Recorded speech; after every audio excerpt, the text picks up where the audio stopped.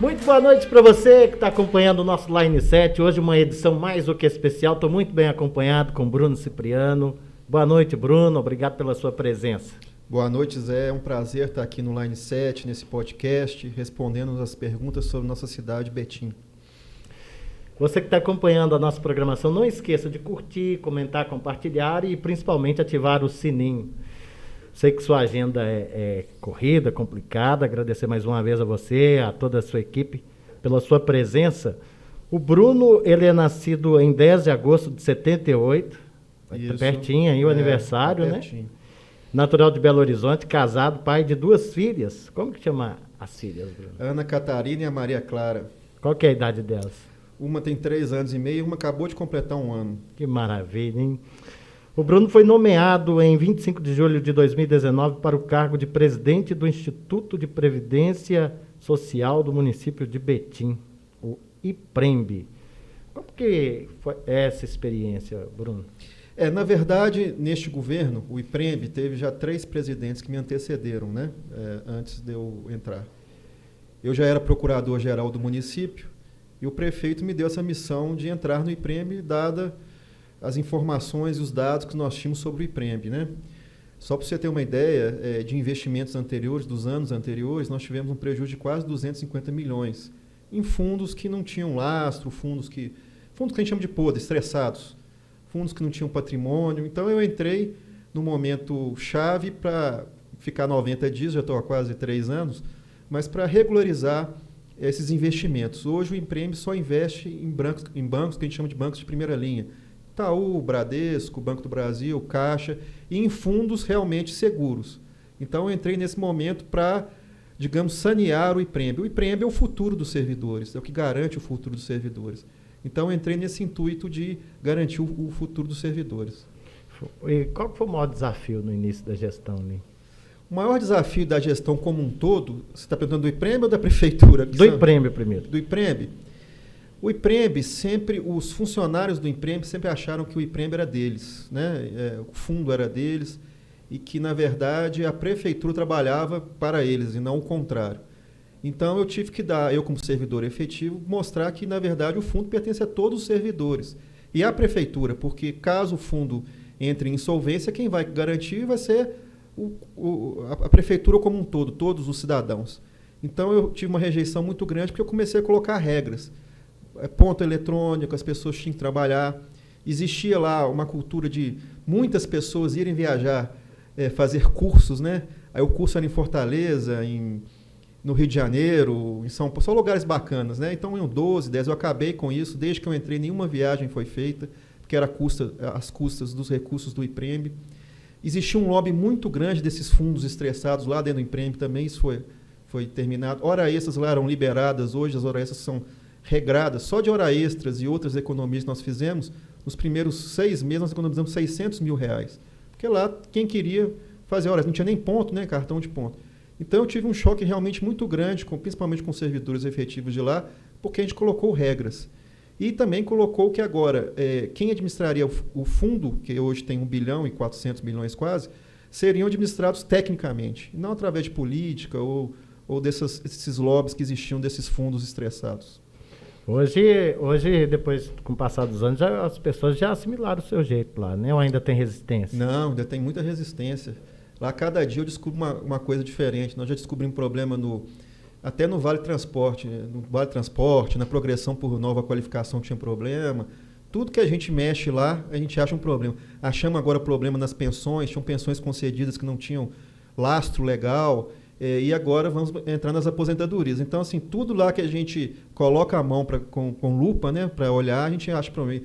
E ainda continua o problema. Eles acham que são donos do IPREMB, que tem que fazer da forma que eles querem. Mas a gente sabe que o IPREMB pertence aos servidores, aos 12 mil, hoje 14 mil servidores. É sede própria? Isso. Isso foi uma das coisas que foi... Quando eu entrei no IPREMB, nós tínhamos, para você ter uma ideia, 30 milhões em caixa para comprar a sede. E esses 30 milhões não podiam ser gastados com mais nada, só com a compra da sede. E nós ficávamos num prédio assim, muito ruim, próximo até onde é a sede hoje do IPREMB, e pagando R$20 mil de aluguel por mês. Eu não aceitava isso.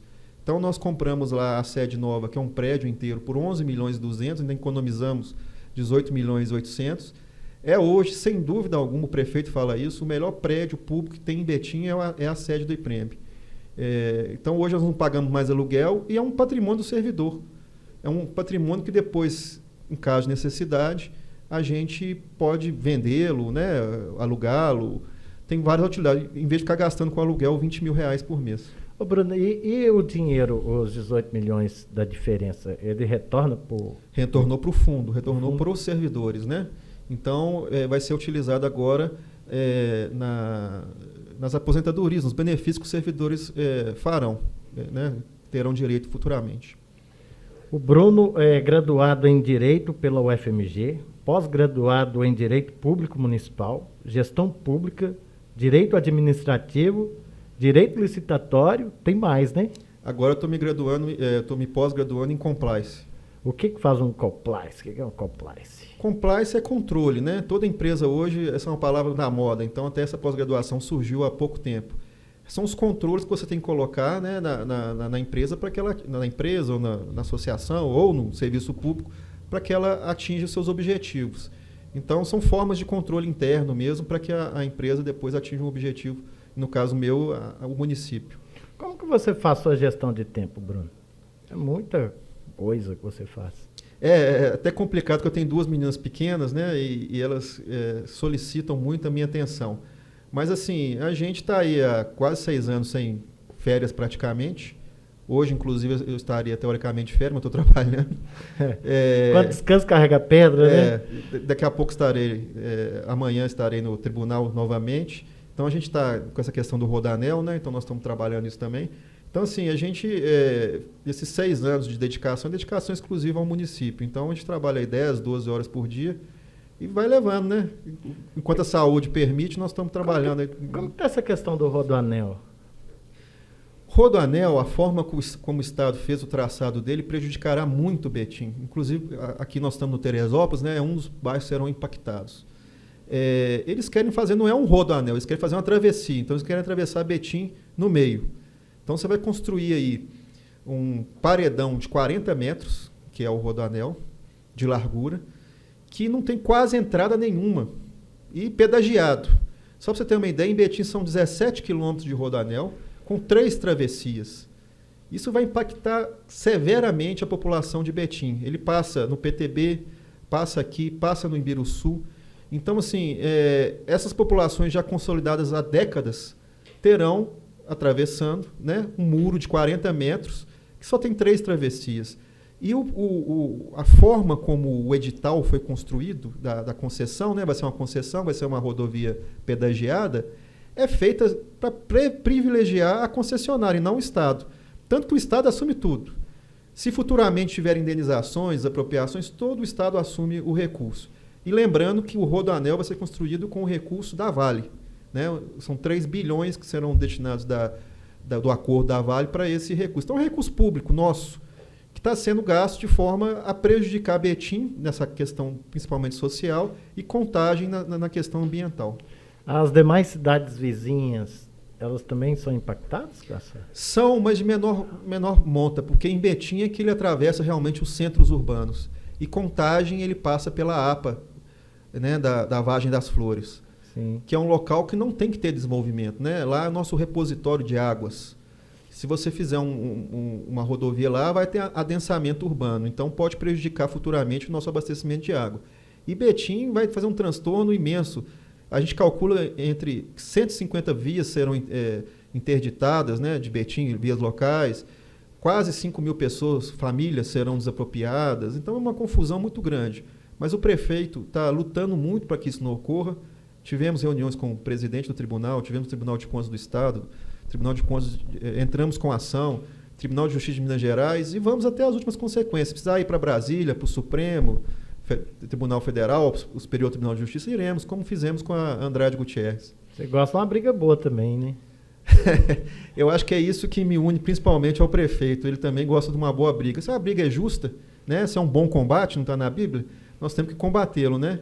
Então, nós já entramos com um bom combate, que foi Andrade Gutierrez, né, em janeiro de 2017, e finalmente aqui tudo indica vai resolver porque descobrimos realmente que é uma fraude. Como que você chegou nessa... como que você conseguiu provar que era uma fraude? Porque era antigo, né? Uma Sim. coisa antiga. Na verdade, foi o seguinte, até a pessoa está aqui com a gente no estúdio, né, o meu amigo Edmar, foi uma declaração unilateral do então prefeito Oswaldo Franco, teoricamente de 1982, falando que devia Andrade Gutierrez. Mas nós, inclusive, temos relações com pessoas que trabalharam com o Oswaldo Franco, e o Oswaldo, aqui tudo indica, sempre negou a assistência dessa dívida. Como é que ele assumiu assinando uma dívida e ela não existia? Ele falava para os outros que ela não existia.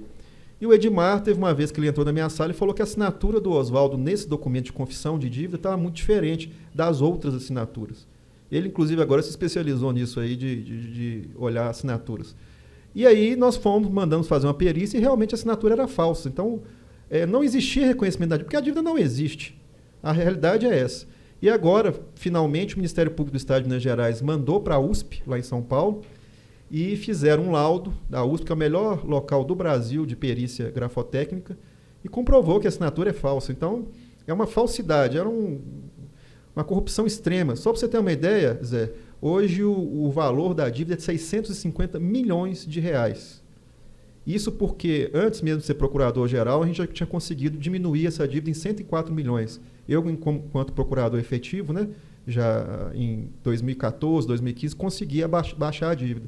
E agora, se Deus quiser, nos próximos anos aí, vamos conseguir eliminá-la completamente. E você acredita que vai chegar na pessoa responsável por essa assinatura?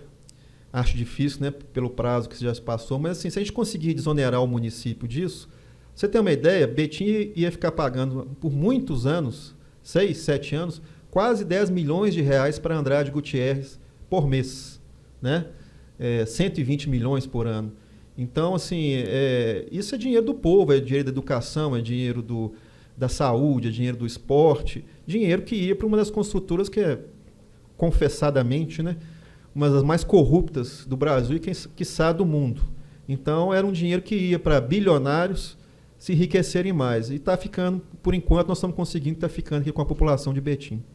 Funcionário público de carreira, 20 anos, como procurador do município de Betim, atuou como procurador adjunto da Procuradoria-Geral do município entre 2013 e 2014, secretário de governo no período de janeiro de 2017 a 2019. Exerce a função de procurador-geral do município no mandato vigente. É muita responsabilidade ser procurador de uma cidade igual Betim, né? Sim, muito trabalho, muita responsabilidade. Betim tem muitos problemas. Talvez mais difícil que o procurador-geral é só o prefeito mesmo, que tem que absorver problemas de todas as áreas. Mas tudo que acontece na prefeitura de problema, coisa boa não, mas problema passa na procuradoria.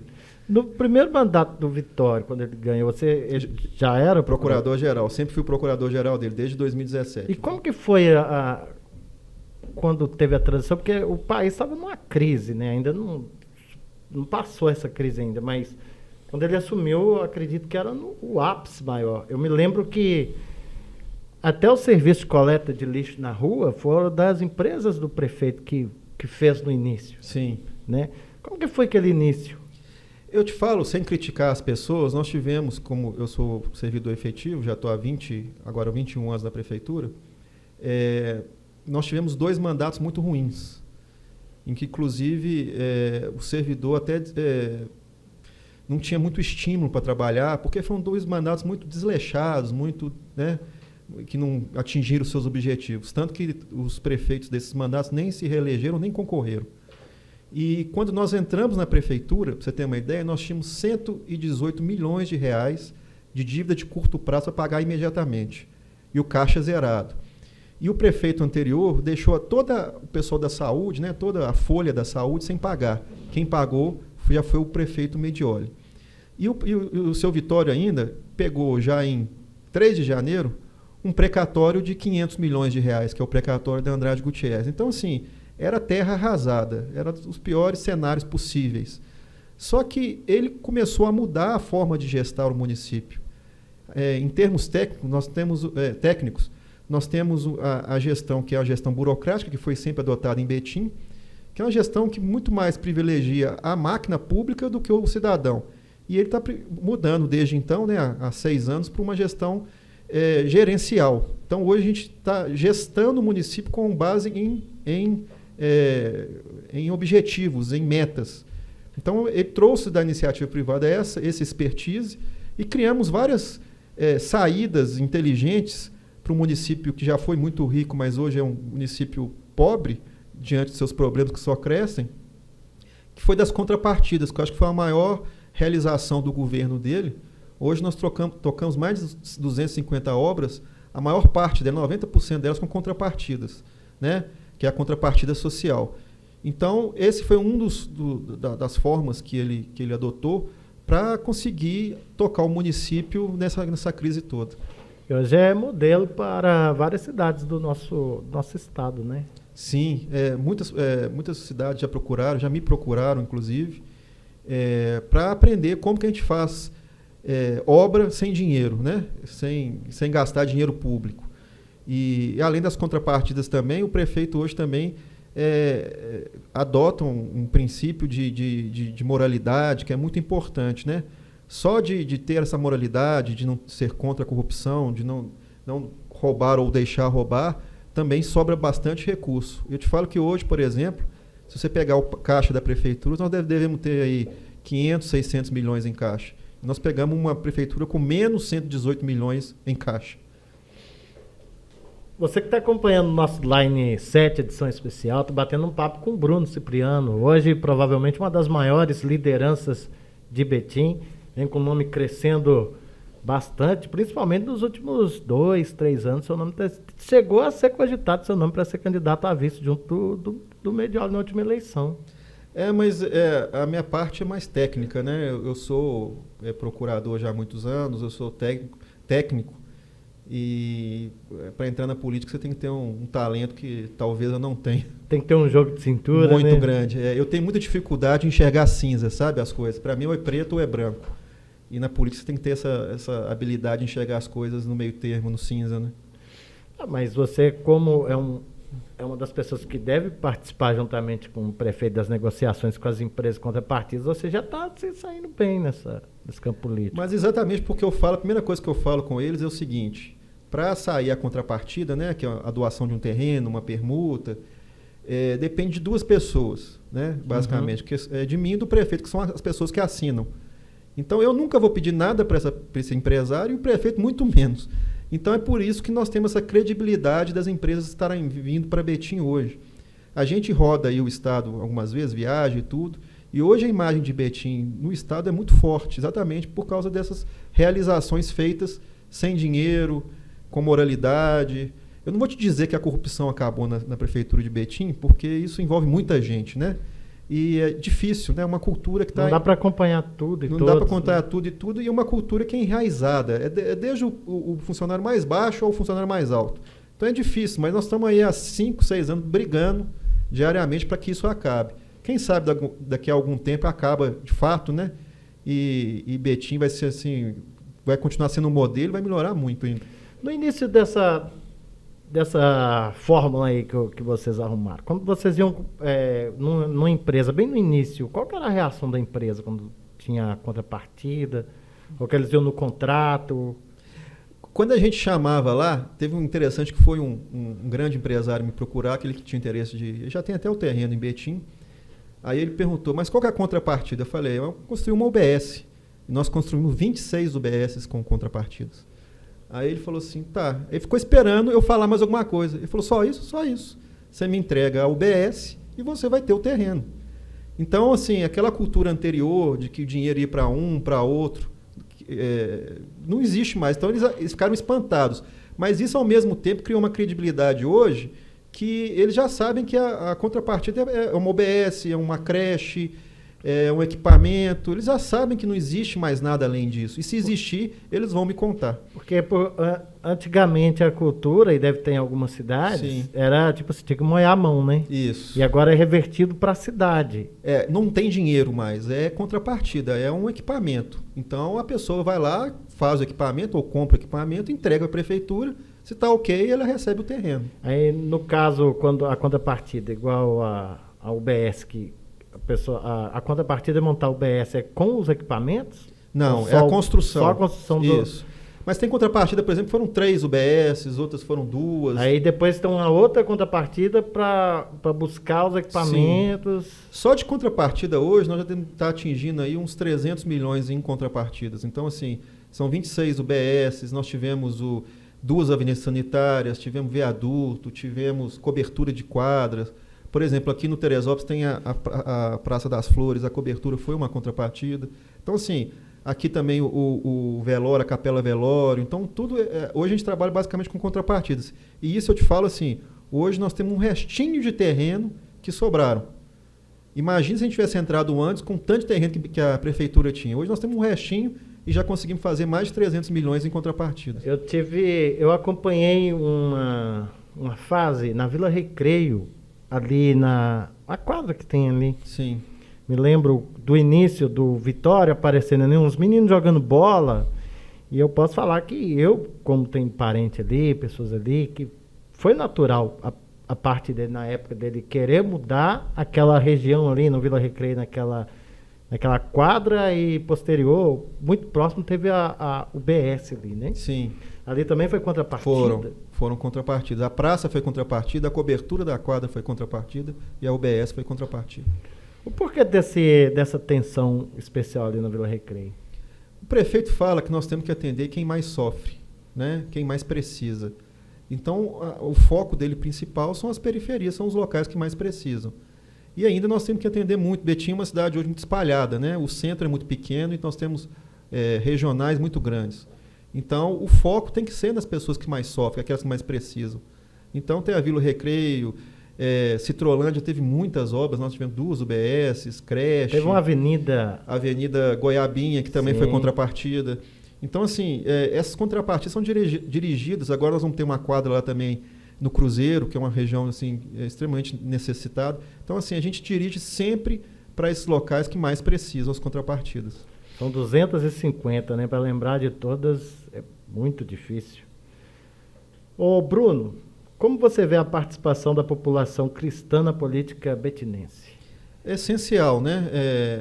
Nós estamos retomando esse contato, acho muito importante, católicos, evangélicos participarem. Hoje a minha equipe tem tanto pessoas católicas como evangélicas, né? Eu especificamente sou católico. Fizemos agora a inauguração da Ermida, que foi belíssima, né? E temos que retomar as festividades que tinham evangélicos, que eu acho muito importante, e outras ações em conjunto para atender o público cristão.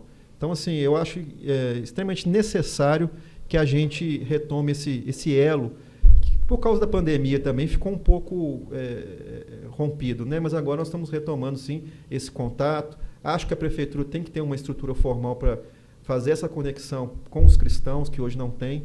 Então, assim, nós estamos retomando aos poucos essa ligação. Como que foi lá na Parada Gay? Eu estava comentando com você antes da gente entrar, Zé, que os meus posts que tiveram mais curtidas na história foram os meus posts da Parada Gay. Eu acho que as pessoas têm que ser julgadas pelo seu caráter, né? E não pela sua opção sexual, pelo seu gênero. Então, assim, eu não vejo a pessoa pelo que ela faz na sua intimidade, eu vejo a pessoa pelo que ela trabalha, pelo seu caráter, pelo que ela produz, pelos seus princípios. Se é uma pessoa com princípios, para mim não interessa a sua vida privada.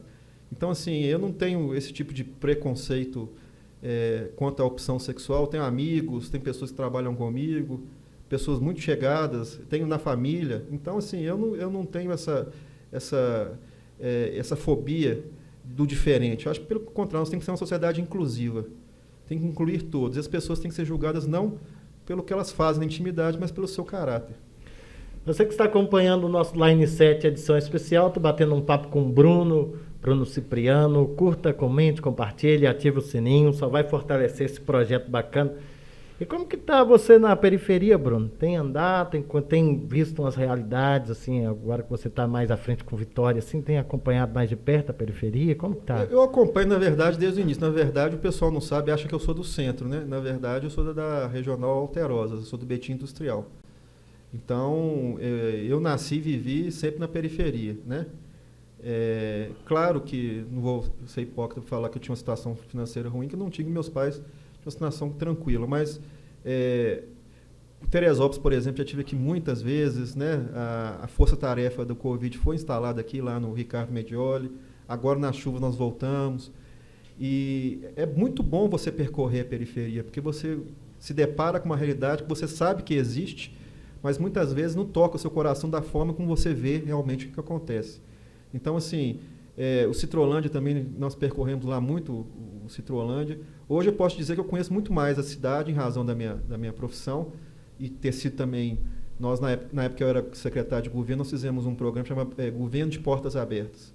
Então, toda semana nós íamos para uma periferia para escutar as pessoas, quais eram os problemas que as pessoas queriam que a prefeitura resolvesse. E conseguimos resolver muitas coisas. Vou te dar um exemplo que eu vi agora, ali na escola, aqui na Belo Horizonte, onde ficava o lixão ali, as pessoas colocavam lixo. Eu fiz um governo de portas abertas aqui no Teresópolis e me pediram para ter uma solução para aquele lugar, porque colocavam lixo na esquina da Belo Horizonte ali. É uma escola estadual. É o Teotônio Vilela? Teotônio Vilela. Então, tivemos a ideia de fazer um jardim. E realmente fizemos o jardim ali e as pessoas pararam de colocar lixo. Então, assim, são pequenas coisas que o governo de portas abertas ajudou a resolver, mas que interferem muito na vida das pessoas. Teve algum fato em específico que você encontrou na periferia que chamou mais sua atenção? Que você, você pensou, não, tem que fazer um diferencial para essa população. Teve algo específico? São muitas coisas, né? Porque é a realidade das pessoas. Betim é uma cidade que já foi rica e tem uma população pobre. Com o dinheiro que passou em Betim ao longo dos anos, se tivesse sido bem aproveitado, hoje nós teríamos aqui uma realidade de interior de São Paulo, né, para a população. Mas o que ocorreu é que poucas famílias se enriqueceram e a população empobreceu. Então, assim, tem muita coisa para fazer diferença nas pessoas. A gente vê que, por exemplo, muito importante as creches, as UBSs, mas ainda tem muita coisa a se fazer. Principalmente nas chuvas agora, nós nos deparamos com cada realidade, aqui, especificamente aqui no Teresópolis, das pessoas chovendo dentro da casa delas, da realidade sanitária das pessoas. É complicado. Betim tem uma população muito pobre, que precisa muito do poder público. Então, o poder público tem que ser cada vez mais eficiente para atender essa população. Então, assim, são muitos casos que me tocaram, que você sabe, como eu te falei, você sabe que existe, mas você ver é muito diferente. Eu já vi algumas coisas andando por aqui também. Eu me lembro de um fato que deve ter acontecido há uns 15 anos atrás. Eu trabalhava numa rádio comunitária que tinha no Teresópolis, que fez história. E nós fomos ali fazer uma matéria sobre a chuva, sabe, uma situação. E quando nós chegamos lá, nós encontramos uma família que matava rato e comia rato para sobreviver. Nossa Senhora. Coisas que, assim, ninguém acredita. Depois veio grandes jornais e fez uma matéria, auxiliou a família, a população ali, mas coisas que acontecem na periferia. Mas tem um caso que você me fez lembrar agora, no dia que nós estávamos aqui na chuva, nós estávamos no CRAS aqui em Teresópolis, uma senhora que tinha uma filha que era autista e ela tinha perdido tudo. A casa dela caiu, só ela e a filha autista, e ela foi lá nos procurar. Nós conseguimos doação de roupa, de móveis e conseguimos colocar ela no aluguel social. Mas o desespero dessa senhora com a filha autista estava acalmando a mãe. Então você vê assim que era um estado. Então isso foi uma coisa que me tocou muito, né, especificamente nessas chuvas há pouco tempo. Agradecer a galera que está participando no chat. Muita pergunta, muitas pessoas aqui. Eu não vou conseguir acompanhar todo mundo, mas as pessoas mandaram aqui que o nome da escola é Lourdes Bernardes, o nome da escola. Projeto bacana. Gente, tô batendo um papo com o Bruno, deixa a sua pergunta aí, vamos que vamos, porque a nossa cidade só vai desenvolvendo. Como você avalia a sua passagem pela Secretaria de Governo no primeiro mandato do prefeito Vitório Medioli? À época você criou um programa chamado Governo de Portas Abertas, que fez muito sucesso no município. Esse programa ainda funciona, Bruno? Parece que agora o secretário de governo irá retomar, o atual secretário, né, Guilherme Carvalho, vai retomar, ele conversou comigo, vai retomar o programa. Teve o governo de portas abertas, teve muitas outras coisas, nós fizemos Expopet, que foi para incentivar a adoção fizemos o mercado na Copa, assumimos e reformamos o mercado de Betim, né, o SEAB, Fizemos muita... como eu era secretário de governo e, como eu te disse, eu não tenho muita habilidade política, eu fiquei mais por ter contato com a população, para ter contato com a população, do que realmente fazer um contato com os políticos. Então, eu era um secretário de governo meio diferente, eu era muito mais procurador do secretário de governo. Então, eu privilegiei, nesse período que eu fiquei de 2 anos e meio, de ter contato realmente com a população. E o governo de Portos Abertos foi assim, o maior contato que eu tive, porque toda semana a gente estava num bairro diferente, a gente levava os órgãos lá, Copasa, CEMIG, Transbetim, Ecos, para escutar as pessoas, os problemas. Então, reformamos praças, né, sem recurso, fizemos muita coisa interessante. Então, foi um período bacana, cansativo, muito, porque além de ter esse problema da Nádia Gutierrez, estava no seu auge, eu ainda tinha que ir, final de semana e tudo, ir para campo, mas foi extremamente prazeroso para conhecer melhor a cidade. Você acredita que esse projeto foi um dos fatores que contribuíram para o seu nome ter dado essa alavancada dos últimos anos? Não sei, eu não sei nem se meu nome deu alavancada. A gente ouve muito falar seu nome nos bastidores. Você é filiado a algum partido, Bruno? Eu sou filiado hoje ao Patriota. Já fui presidente do PHS, foi minha primeira experiência na política, e também fui tesoureiro do PL, e agora estou num namoro com o PL, né, de retornar ao PL. Mas, assim, a minha participação partidária também é bem pequena ainda. Mas o desejo de concorrer a algum cargo eletivo, tem algum? Só se Deus iluminar, só se Deus colocar isso no meu coração. Por enquanto, o meu desejo é que esse governo termine tão bem quanto começou, né, e foi todo o período, e que o próximo governo, né, infelizmente, seu Vitório não pode ser candidato novamente, vai encerrar agora, em 2024, que o próximo governo não destrua tudo que nós construímos durante os 8 anos, e foi muito exitoso. Ô Bruno, e como que é a sua relação com os prefeitos, com as prefeituras das cidades em torno de Betim? É muito boa, porque como é uma relação muito mais técnica do que política, normalmente eles me pedem alguma coisa, me pedem um conselho, ou eu peço a eles. Então a gente tem uma relação muito boa. Então a relação, por exemplo, até mesmo com Contagem, que hoje a Marília Campos é do PT, né? não faz parte da nossa base, é muito boa, com o prefeito de Igarapé, com o prefeito de Bicas. Então a gente tem uma relação muito boa com o prefeito de Brumadinho. A gente tem uma relação muito bacana. Porque você não precisa ser político, né, para ter uma relação boa com políticos, né? Desde que seja uma relação objetiva, sem compadrio, sem corrupção, uma relação aberta e franca, porque comigo, assim, ou é sim ou é não, eu não fico... Não tem mais ou menos, não tem mais né? ou menos, vou ver. Não, ou é sim, dá para fazer, ou é não. Então, assim, fica uma relação muito bacana, muito saudável. E as maiores dificuldades como procurador lá? São tantas, né? A dificuldade maior é porque o procurador sempre foi uma figura que falou não, né? Essa que é a visão que todo prefeito tem, que o procurador é aquele freio de mão que vai puxar a corda para que as coisas não ocorram. É um dificultador. Eu, desde o início com o seu Vitório, eu pretendi ser um facilitador. Eu encontro soluções e não encontro problemas. Então, sempre que ele me pede uma coisa, por mais difícil que seja, nós vamos estudar, nós vamos encontrar um caminho para que aquilo ocorra. Acho que é por isso que a minha relação com ele é tão boa, que a gente está sempre na mesma sintonia, de conseguir as coisas serem feitas de forma legal, de forma barata, de forma moral, e que elas ocorram realmente. E a relação com a Vale? Como que está a situação? Porque em janeiro teve uma chuva, o Citrolândia foi bem prejudicado. A Vale, inclusive esse acordo que foi feito da Vale, é um acordo para não ser feito, né, não ser cumprido. Desde o início, nós, Betim, alertamos que esse era um acordo que foi feito para ser igual o acordo de Mariana, não dá em nada. Porque do acordo, em termos de recursos financeiros, acho que só 15% são recursos financeiros, o restante é a Vale que vai executar.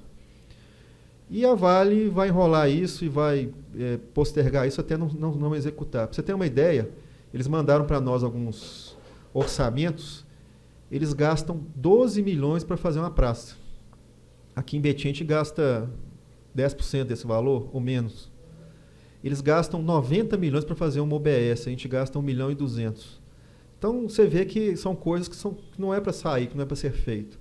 E aqui em Betim, eles fizeram um acordo agora há pouco tempo, né, a Defensoria Pública e tudo, para a limpeza da área. Nós temos 95 áreas atingidas em Betim, eles querem limpar 5%. Então é um absurdo. É uma empresa que realmente não respeita a população, não respeita o país. E, infelizmente, hoje nossas autoridades também, que lidam com eles diretamente, não tomam as atitudes necessárias. Por isso que eu tenho certeza, que se nós tivéssemos um governador como o seu Vitório Medioli, as coisas seriam muito diferentes com a Vale, especialmente em Minas Gerais. Eles não teriam esse poder que eles têm aqui, eles não teriam esse descaso que eles têm com a população.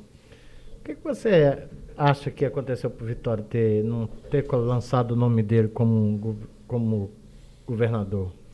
O seu Vitório tem uma missão em Betim. Né? Ele fala que esses 2 mandatos dele foi uma missão que ele teve que cumprir. Uhum.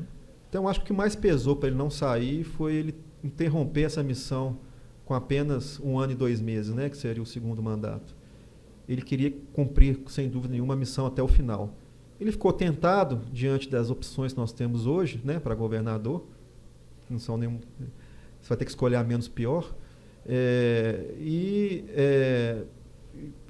preferiu, porque a paixão dele, o amor que ele tem por Betim é muito grande, ele preferiu cumprir a missão dele até o final. A Praça do Encontro está sendo reformada, virou símbolo. As cascatas, como a Praça Milton Campos, que agora virou um complexo cultural com a entrega da ermita, a Capelinha. Em Biruçu, a praça vai ganhar uma cascata. Essas novidades param por aqui ou vai vir mais alguma coisa? Essas novidades em Betim param por aqui ou vem mais alguma coisa? Não, vem muito mais. As 2 cascatas, né, da Praça do Encontro da Milton Campos foram contrapartidas. A ermida é uma contrapartida do prefeito. Vitória está doando para a cidade, ele doou para a cidade a ermida, junto com as imagens de bronze. O teatro, que estava parado há anos, né, parado, aquela estrutura feia de metal. Inclusive, a primeira reunião que eu tive com o diretor do foro aqui de Betim, Dr. Robert, que é o diretor atual, ele falou: Bruno, nós temos que dar um jeito naquele. É muito feio para a cidade. Na entrada da cidade você tem um esqueleto de metal enferrujando. Então, estava parado porque era má vontade, tinha algum... Tinha rolo, né? Rolo? O que eles gastaram na estrutura de metal, nós gastamos metade para acabar o teatro todo. E também foi contrapartida do teatro. Tinha rolo, então estava parado na justiça, mas nós conseguimos contornar para pelo menos terminar e dar uma utilidade. O teatro hoje é um sucesso. E também a reforma hoje da Praça do Encontro é uma contrapartida do Luna, né? O Luna adotou a praça. Então, assim, você vê que a gente faz as coisas sem gastar o dinheiro público, né? Ô Bruno, eu acho que 90% dos cruzeirenses gostariam de estar no meu lugar nesse momento. Sim. E te fazer uma pergunta sobre o estádio. Eu sou atleticano, só te avisando. Não tem problema, não está de azul, ficou melhor de azul aí. Sobre o estádio, que a Prefeitura de Betim propôs a parceria com o Cruzeiro. O que você tem a dizer sobre isso? Nós tivemos uma reunião na segunda-feira, dia 1º, com o CEO do Cruzeiro. E está andando bem. Eles têm interesse, inclusive, não só de ter aqui o estádio, mas também o centro de treinamento. Nós já estamos olhando uma área para eles fazer o centro de treinamento do Cruzeiro em Betim. Então, estamos estudando, né? É um negócio muito grande, então vai demandar algum tempo, mas as conversas já estão boas e avançadas. Eles têm interesse sim de vir para Betim, de tanto ter o estádio quanto o centro de treinamento em Betim. O estádio nós já tivemos com a W Torres algumas vezes, inclusive tivemos em São Paulo e tudo. O CEO também da W Torres, o Cláudio, é de Belo Horizonte, esteve aqui conversando com a gente. Eles têm interesse de construir. Então, já temos o terreno, né, que é o principal, e acredito que em janeiro teremos boas notícias. Em setembro teremos boas notícias, em janeiro já começa a obra. O terreno é próximo ao shopping Partage, né? Sim. É um antigo campo de polo que tinha naquela fazenda ali. É do outro lado, né, do lado Partage, é do outro lado, cerca de 800, 900 metros para baixo ali, na alça rodoviária. Porque também não é fácil para o Cruzeiro abrir mão do Mineirão, né? Mas o Mineirão é uma hoje coisa enorme. É muito caro, né, para o Cruzeiro. O CEO deu um exemplo, o maior público que eles tiveram uma arrecadação de 3 milhões de reais. Só ficou para o Cruzeiro 1 milhão e 200. O resto foi despesas com Mineirão, impostos e outras despesas. Então, assim, é muito ruim em termos financeiros para o Cruzeiro Mineirão, da forma como é feita hoje pela Minas Arena. Então, por isso que eles têm interesse de vir para um estádio em que eles terão praticamente 100% da receita. E tem um prazo para dar a resposta? Ficou marcado que em setembro seria a finalização desses acordos. Até o final de setembro teríamos uma resposta positiva ou negativa. Mas se o Cruzeiro não vier, teremos outras opções de... Betim vai ter um grande equipamento de esportes naquele local. Seja o estádio do Cruzeiro ou seja outro equipamento. Tem o Betim também, né? Nosso time está crescendo bem, graças a Deus. Sim, está crescendo. Eu cresci aqui em Betim ouvindo sobre o metrô em Betim. O que você pensa sobre isso? O metrô, nem o de Belo Horizonte foi para frente, né? Quantos anos que o metrô de Belo Horizonte não vai para frente? Eu acho que o projeto mais interessante que existe hoje não seria nem o metrô. Nós já tivemos procura de fundos árabes e chineses para a construção de uma forma de transporte que não é bem um metrô, mas ela é aérea, que ligaria Betim a Belo Horizonte. Isso nós estamos conversando ainda. É um projeto também muito grande, que passaria pelo Rio Betim, seguiria a rota do Rio Betim e ia lá em Belo Horizonte. Eles têm interesse de implantar em Betim. E temos o aeródromo, né? Que também é uma obra de mobilidade aí que eu acho que até muito mais interessante que o metrô, porque vai atrair desenvolvimento para a cidade. E que pé que está o aeródromo? Já está começando a limpeza, já começaram as obras de terraplanagem. O primeiro avião esperamos que desça aqui até dezembro de 2024. Pertinho. Sim, sim. Vai ser ali a cereja do bolo da gestão? É um projeto também que iniciou desde 2017, né? Nós estamos aí ajudando, né? É um projeto privado que o município apenas está auxiliando ele a se realizar. E Betim teve ciclos de crescimento econômico. Então nós tivemos o ciclo de crescimento da rodovia, a 381, depois tivemos a Petrobras, depois tivemos a FIT. Esses ciclos já acabaram. A FIT não vai aumentar mais agora substancialmente sua produção de carros. A Petrobras aqui já colocou essa refinaria Gabriel Passos a leilão. Então, são ciclos que se encerraram. Então, nós precisamos criar um novo ciclo de crescimento econômico para a cidade. E esse ciclo é o aeródromo. Esse aeródromo, esperamos que aconteça, né? Sem nenhum percalço no caminho. Como que você vê o transporte público em Betim? Precisa melhorar muito, né? É um dos focos que talvez nenhuma administração consegue atacar tudo ao mesmo tempo, né? Então, é uma das coisas que em Betim tem que se melhorar, é o transporte coletivo. Isso é medido até em pesquisas. Que você pegar hoje as pesquisas, você vai ver que a maior insatisfação hoje da população, que já foi a saúde, que já foi segurança, que já foi educação, hoje é o transporte coletivo. E a cidade precisa realmente de uma reorganização do nosso transporte coletivo. E a questão da saúde no município? Deu uma melhorada? Como que está? Nós pegamos nas piores saúdes que talvez do Brasil, né? Sem dinheiro, o hospital com bactéria, com centenas de pessoas no corredor, a estrutura sucateada. E em 2019, que foi a última edição, nós fomos considerados a terceira melhor saúde do país. Construímos a maternidade, né, o Centro Materno Infantil, que é um prédio belíssimo, é a maternidade mais moderna do Brasil hoje. Você tem uma ideia, está nascendo tanta gente, nós previmos que ia nascer 5 mil partos, teríamos 5 mil partos esse ano. Né, foi a previsão contratual. Já vamos atingir agora 5 mil partos. Cresceu assim, assustadoramente. Pessoas de todos os municípios ao redor estão vindo a Betim, dada a qualidade do Centro Materno Infantil, estão tendo filhos aqui. 26 UBS serão feitos, já foram entregues 19. E medicamento hoje tem no posto de saúde. É lógico que ainda não está o ideal, e o ideal talvez nunca se alcance. Mas melhorou muito. Betim sempre foi referência, né? Desde a maternidade do Imbiruçu, agora esse presente aí da gestão para as mamães, não só de Betim, né? Porque as cidades em volta, a maioria ganha neném ali, né? Mas não estavam ganhando até porque houve um sucateamento, né? Minha mãe, inclusive, foi diretora da maternidade aqui do Imbiruçu. não estava ganhando. Agora temos uma maternidade de primeiro mundo e, só dando uma notícia, porque tudo que acontece de ruim aqui na cidade, o Osés fala que sou eu que faço, né? Não fui eu que fechei a maternidade do Ibiruçu. Na verdade, ela foi fechada para ir para o Centro Materno Infantil. Mas agora, acredito no dia 15 ou 17 de setembro, a maternidade do Ibiruçu vai se tornar, através de uma contrapartida, um grande centro de atendimento, tanto à mulher quanto à criança. Então, vai ser reinaugurado agora no dia 15 a 17 de setembro. O índice de segurança pública, né, deu uma diminuída no índice de violência. Sim. A que você acredita dessa diminuída?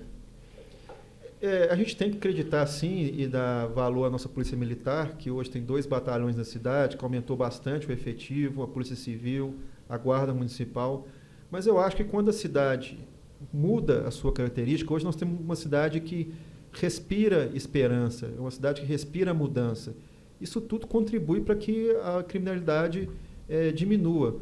Hoje as famílias têm segurança de irem para as praças, né, de frequentarem as praças, de irem em festas. Isso vai muito do ambiente. Hoje nós temos um ambiente muito mais harmônico e voltado para a esperança de que as coisas irão melhorar. Eu acho que isso melhora muito os índices de segurança.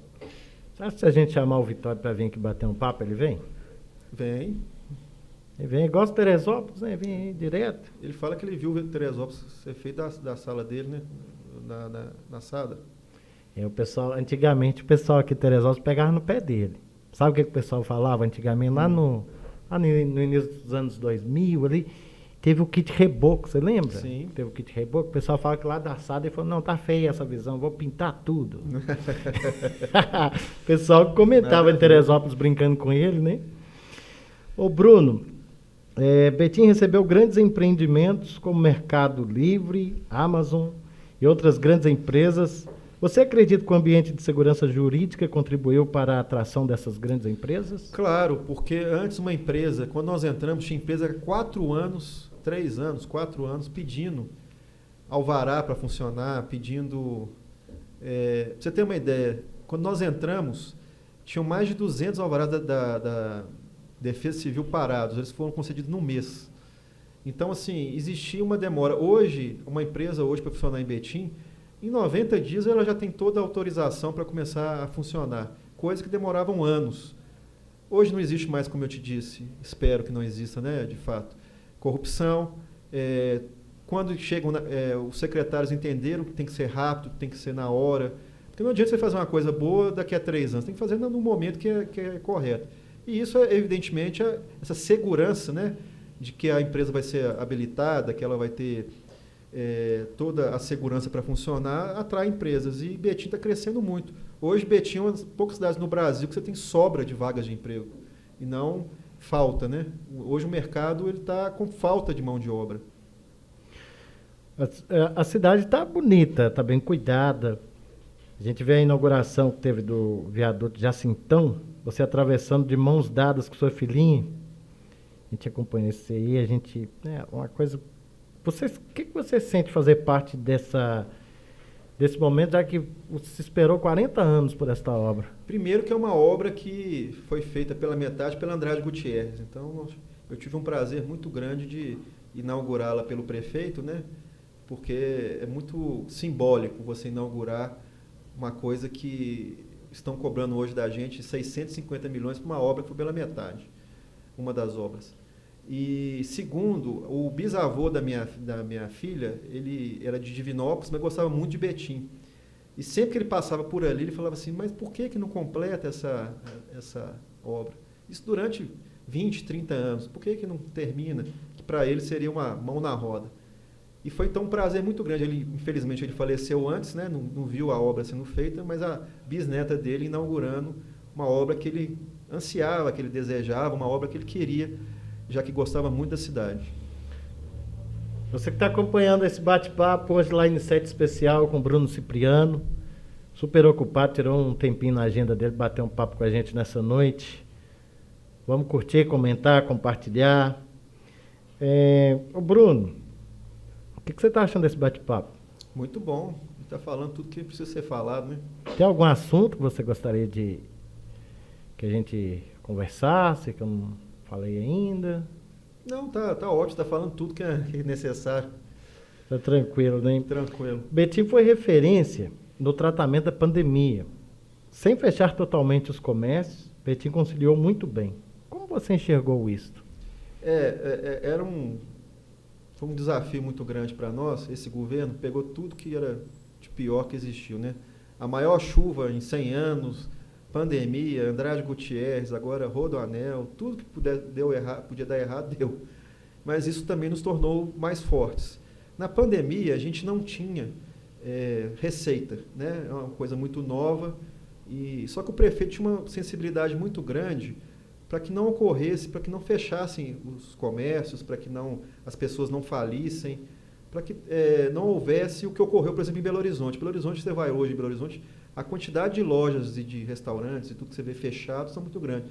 Em Belo Horizonte fechou sem número de restaurantes. Betim abriu, aumentou o número de restaurantes durante a pandemia, em vez de diminuir. Só aí você vê o sintoma, né, de que aqui foi muito melhor levado. Nós somos o primeiro município, por exemplo, a inaugurar o hospital de campo. Foi feito em 7 dias. Ele começou a funcionar com contrapartida. Fomos a primeira cidade a exigir a máscara como obrigatória. E também fomos a primeira cidade a ter um evento esportivo liberado, que foi um jogo do Betim. Então, assim, a gente esteve sempre na vanguarda. Tentamos trazer as vacinas, não conseguimos, né? Não tivemos o apoio necessário, especialmente do governo federal. Estive na Rússia para tentar comprar, inclusive, a vacina, trazê-la, né? Fui convidado a ir lá pelo governo russo, mas também não se concretizou. Mas, assim, fizemos de tudo possível para que... O que aconteceu com as vacinas? Foi algo jurídico para não ter dado certo? Foi falta de vontade política do governo central, porque na questão da vacina eles dominavam completamente, né? Porque meio que eles viam como se Betim tivesse furando o olho do governo federal, digamos assim. Vai vacinar a cidade inteira e o governo ainda... mas nossa intenção não era diminuir a quantidade de mortos, né? Nós não estávamos pensando em competir com o governo federal. Nós queríamos que Betim fosse o primeiro município a ter a sua população imunizada. Tínhamos o recurso, tínhamos os contatos, tínhamos a estrutura e queríamos trazer o quanto antes a vacina. Mas aí, infelizmente, tivemos essas barreiras políticas. Se fosse outra vacina, você acredita que eles teriam permitido? Não. Eu acredito que não. A questão não era porque era uma vacina russa, uma vacina indiana, uma vacina americana. A questão é o que você falou. Eles viam como se fosse uma forma de estar... Ciúmes, né? Assim. Não, colocando que como se nós fôssemos mais competentes do que o Ministério da Saúde, porque toda aquela estrutura que eles têm, nós íamos trazer antes a vacina, que é coisa que eles não conseguiram. Mas eles, hora nenhuma, o pessoal do governo te chamou, como é que você conseguiu, está conseguindo fazer essa parceria? Tivemos contato com senadores, deputados, não com o governo diretamente. Tivemos contato com Belo Horizonte, com Contagem, todas as cidades vieram nos procurar para saber como que a gente está fazendo. Que é uma coisa muito simples, é você ter seriedade, capacidade técnica e dinheiro. Nós tínhamos as 3 coisas e as vacinas chegariam. Como que é a relação da cidade hoje com a Copasa? Melhorou muito, até me criticaram na Câmara outro dia, porque eu falei que melhorou muito, mas nós somos o primeiro município em que a Copasa fez um acordo, um termo de ajustamento municipal, e nos repassou 18 milhões de reais, coisa que nenhum município do estado conseguiu até então. Então a Copasa nos pagou efetivamente 18 milhões de reais, sendo que 6 milhões destinados à construção de casas populares. E hoje a Copasa, diferente da CEMIC, tudo que a gente pede e solicita, eles têm pelo menos a boa vontade de escutar e atender naquilo que é possível. Então eu acho que a relação melhorou bastante. É óbvio que passou por um momento de tensionamento muito grande. Eu entrei com 7, 8 ações contra a Copasa. Inclusive, colegas falaram, você é muito corajoso de entrar com a Copasa. Eu não sou corajoso, eu tenho que defender o interesse da população. Então entramos e depois dessas ações houve um distensionamento e eles aceitaram fazer esse acordo de 18 milhões conosco. Não posso deixar você ir embora sem te perguntar sobre o fórum, construção do novo fórum. Também foi uma ideia do prefeito. O fórum seria construído num local totalmente ermo e que demandaria um investimento muito grande do município para ter mobilidade. Então também conseguimos um acordo com o shopping Monte Carmo e saiu gratuito o terreno ao lado do fórum, do shopping. E parece que as obras agora em outubro serão iniciadas. É mais uma forma de desenvolvimento para a cidade. Betim não tem um fórum que seja digno da importância da cidade, do tamanho da cidade. E parece que vai ser um fórum muito bonito pelos projetos que nós vimos. Hoje, nosso relacionamento também com o judiciário é muito bom, graças, inclusive, à influência do prefeito, né? O tamanho que o prefeito tem hoje no estado e no país. Ele é tranquilo de mexer, né? Quem não conhece ele acha que é difícil. Pelo contrário. Não, ele é uma pessoa muito boa, muito humana, mas assim, é só não ele mexer. É exigente, né? É só não mexer com o Betim. Se você mexer com o Betim, aí você vai virar um pior inimigo que você vai ter, vai ser o seu Vitório Medioli. Você está em mesma linha, né, Bruno? Eu era mais nervoso, eu estou ficando mais calmo. Tem que respirar um pouquinho. Eu estou ficando... Eu sei que na cidade eu tenho a fama de muito bravo, muito exigente. Eu sou muito exigente, eu sou muito bravo. Mas para as coisas boas, eu não... uma coisa que eu aprendi com o prefeito Vitório Medioli, quando o dinheiro é seu, você pode errar, você pode gastar, você pode queimar, pode doar, mas quando o dinheiro é do povo, você não pode ter um erro. Então eu acho um absurdo, por exemplo, funcionário que recebe dinheiro do povo, como é o meu caso, e não trabalha, não corresponde, né? Então eu tive muitos problemas com isso, porque é uma visão de mundo que existia aqui na cidade, de que o servidor não era para servir, era para ser servido, né? E ao contrário, você tem que servir da melhor forma possível, além das expectativas da população. Ô Bruno, obrigado pelo tempo que você cedeu para esse bate-papo com a gente no nosso Line 7. A você, a toda a sua equipe, ao prefeito Vitória. Vitória, desculpa a brincadeira aí, tá? Mas o convite está feito para o senhor vir aqui bater um papo com a gente também.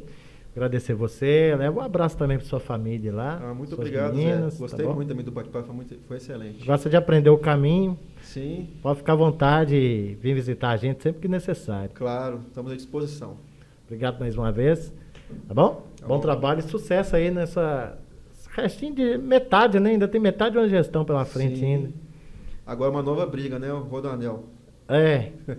E qual que é o próximo round do Rodanel? Estaremos no Tribunal de Justiça, temos um agravo para ser julgado, tivemos como presidente também, e esperamos ter uma decisão da Justiça favorável. Mas não tivemos em Minas, teremos em Brasília, com certeza. Isso aí. Você que está acompanhando em casa, nosso muito obrigado. Espero que tenha sido de serventia para toda a população betinense e as cidades em torno. Nosso muito obrigado ao Bruno, a toda a equipe. Que Deus possa abençoar a cada um de vocês e a gente se encontra no próximo episódio. Valeu, tchau, gente. Obrigado, Bruno. De nada. Valeu. Valeu.